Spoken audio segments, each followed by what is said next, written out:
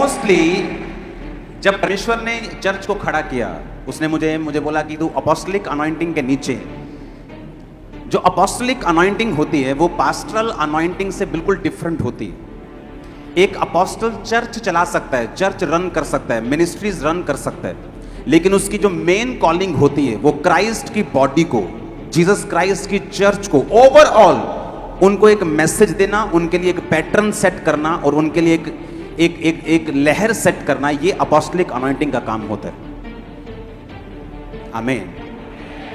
जो भी चीजें आज मैं आपको यहां पे बता रहा हूं, कईयों को आज समझ नहीं आएंगी, पर कल आएंगी, परसों आ जाएंगी, लेकिन आएंगी जरूर। मेक श्योर, सुनो मेरी बात। पहला तिमुथियुस 5 उसके 23 आयत में लिखा, अपनी स्क्रीन पे देखेंगे। ये पौलुस है। कौन है और कौन था पौलुस?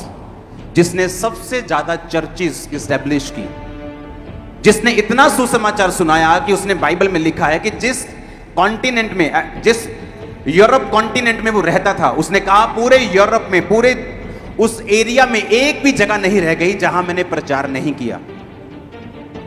कलीसियाओं को पत्रियां जो लिखी गई पौलुस के द्वारा, उसने पैटर्न सेट किए कलीसियाओं के। मेरी बात समझ रहे कि नहीं? उसने प्रभु भोज के बारे में बात की, उसने एक कैरेक्टर के बारे में बात की, उसने एक पास्टर का कैरेक्टर क्या होना चाहिए, अगर पास्टर गिरा हुआ है तो उसे सेवा किस लेवल तक फिर वो नहीं जा सकता, कौन सी पदवी उसे कभी नहीं दी जा सकती अगर वो एक बार भी गिर चुका है। पौलुस ने हर एक चीज बाइबल में लिखी। उसने ये भी कहा कि अगर तुम नहीं मानो तो ना मानो, पर जो तुम्हें मैं कह रहा हूं ये परमेश्वर की आज्ञाएं हैं। आमीन। उसने मैरिज का पैटर्न सेट किया, उसने कलीसिया में प्रभु भोज किस तरह से लेना है उसका पैटर्न सेट किया। वो एक अपोस्टलिक अनॉइंटिंग के नीचे था, जो सिर्फ कलीसिया को प्रचार नहीं करता था, बल्कि जो ओवरऑल दुनिया की कलीसियाएं थी उनके वो पैटर्न को सेट करता था, उनकी डॉक्ट्रिन को सेट करता था और कमियों को खत्म करता था। मेरा स्पिरिचुअल सन मेरे पास आया एक दिन और मैंने उससे कहा, तेरा वेट बढ़ रहा है, तू जिम जाया कर। जो मेंटर होता है ना, वो मेंटर सिर्फ स्पिरिचुअल बातों में नहीं होता, वो एक लाइफ कोच होता है। आपकी लाइफ को चलाना कैसे।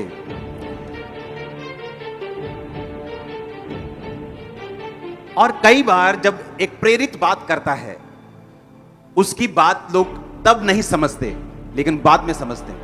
मैंने उससे बोला तू अपना वेट कम कर। ठीक है जी। मैंने कहा मैंने एक हेल्थ सेमिनार कराया था ना चर्च में 2 साल 3 साल पहले, हाँ उसको फॉलो करना है। ठीक है जी, कह के चला गया, फॉलो नहीं किया। एक दिन फोन आया, हार्ट ब्लॉक हो चुका है, अभी मौत हो सकती है या स्टंट डालना पड़ सकता है, ऑपरेशन करना पड़ सकता है। स्पिरिचुअल आदमी, ये नहीं पाप कर लिया कोई, नहीं, स्पिरिचुअल आदमी, अनॉइंटेड आदमी, हीलिंग करने वाला आदमी, अब बताओ क्या करना है।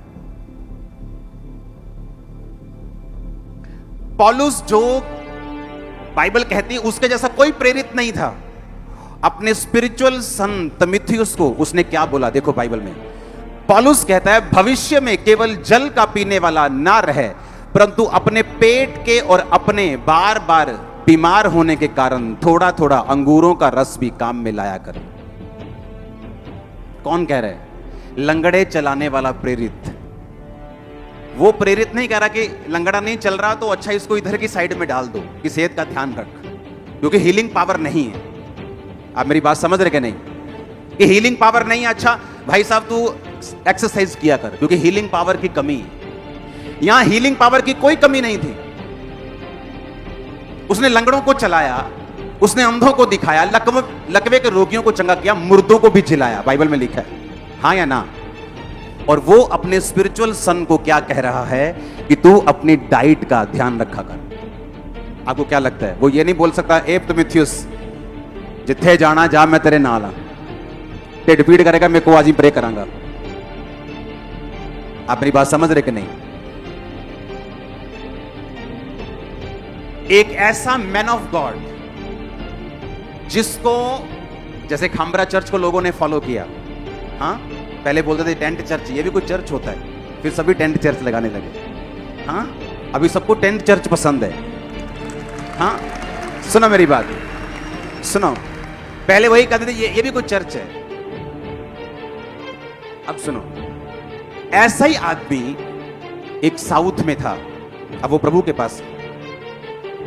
जब उसने मिनिस्ट्री को स्टार्ट किया, आज की गिनती में, आज की डेट में अगर साउथ में 100 अनॉइंटेड पास्टर हैं, जबकि है हजारों में, मैं वैसे बात कर रहा हूं, तो उनमें से 90 पास्टर्स उस व्यक्ति से प्रभावित हैं। सुनो मेरी बात, उस व्यक्ति से जो अनॉइंटेड मैन ऑफ गॉड था, लेकिन उसने एक मिस्टेक की। जब उसने एक मिस्टेक की, अपने शरीर का ध्यान नहीं रखा और बीमार रहा, और जब भी अब वो पास्टर्स को, सन्स को, डॉटर्स को अपने पास बुलाता था, वो ये कहता था कि जो विजन प्रभु ने तुम्हें दिया है, आत्मा ने दिया है, अगर तुम्हारा शरीर नहीं होगा तो तुम उस दर्शन को लेके कैसे जाओगे। अगर प्रभु ने मुझे कहा कि आप मुझे उठ के वो पीछे जाना है और उस भाई पे ले हैंड करना है, अगर मैं चल नहीं पाऊंगा तो क्या ले हैंड हो जाएगा। अगर परमेश्वर मुझे कहता सुबह चंडीगढ़ जाना और प्रीच करना है, अगर मुझे में चलने की ताकत नहीं है, जो विजन आत्मिक परमेश्वर ने मुझे दिया है वो पूरा कैसे होगा। Anointed man of God pastors को पास बुला के पता क्या कहता है? कहता जो गलती मैंने की है तुम वो गलती मत करना। बाइबल कहती है, यीशु मसीह ने कहा तुम्हारा शरीर मेरा रहने का घर है, ये घर है मेरा, होम है मेरा, इसका ध्यान रख। मेरा घर है ये, तेरा नहीं है, ये मेरा घर है। यीशु मसीह ने कहा आपका शरीर आपका घर नहीं है, ये यीशु मसीह का घर है, उसका एड्रेस है आप लोग। और इमेजिन करो आपकी सिगरेट, आपका तंबाकू, आपका नशा, बैड हैबिट्स उस शरीर को, उस घर को खत्म कर रही हैं जो परमेश्वर ने आपको दिया है। उस अनॉइंटेड मैन ऑफ गॉड ने बुलाया पास्टर्स को और कहा मेरी तरह अच्छा दर्शन रखना, मेरी तरह अनॉइंटेड काम करना, पर मेरी तरह एक गलती मत करना, ये अपने शरीर का ध्यान ना रखना मत करना। ये गलती मैंने ये गलती की है, लेकिन मैं इसे सुधार नहीं सकता, मेरी जो कंडीशन है वो आउट ऑफ कंट्रोल हो चुकी है, लेकिन तुम अपना ध्यान रखना। और अब वो परमेश्वर के पास है, स्वर्ग में होगा, हाई प्लेसेस पे बैठा होगा। अगर शरीर का ध्यान नहीं रखेंगे तो स्वर्ग मिस नहीं करेंगे, स्वर्ग चले जाएंगे। पर इस धरती पर आप एक काम करने के लिए आए।